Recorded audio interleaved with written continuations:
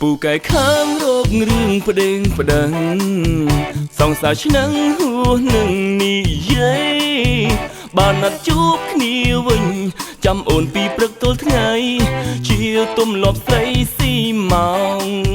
ខលទៅសួររវល់ធ្វើខ្លួនជាប់គៀបសងលៀបក្រចកដៃ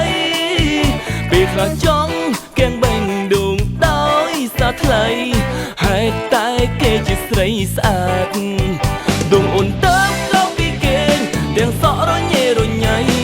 ក៏ស្រីនៅតែស្អាតធ្វើខ្លួនឲ្យសាមញ្ញមួយថ្ងៃមិនខានឬខ្លាចគេមិនតាមញ៉ាពេលអូនខឹងម្ដងសុំខ្លាចរឿងតូចតាចធ្វើដូចរឿងធំពីបែកគ្នាសម្រាប់អូនពេញនិយមសម្រាប់បងហ៊ូសាំងម៉ៃ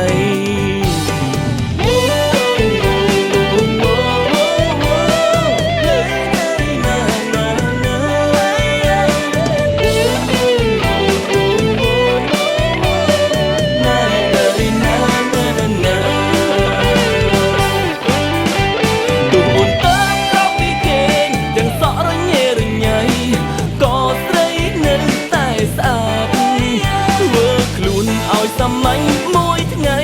មិនខាតឬខ្លាចគេមិនតាមញ៉ាទូអូនតាមក្រោកពីគេទាំងសក់រញ៉េរញ៉ៃក៏ស្រីនៅតែស្អាតធ្វើខ្លួនឲ្យសាមញ្ញមួយថ្ងៃមិនខាតឬខ្លាចគេមិនតាមញ៉ាពេលអូនខឹងម្ដងសុំខ្លាចរឿងតូចតាចធ្វើដូចរឿងធំពាក្យបែកគ្នាសម្រាប់អូនពេញនិយមសម្រាប់បងហ៊ូសាំងម៉ៃឈប់ធ្វើបែបនេះទៅស្រី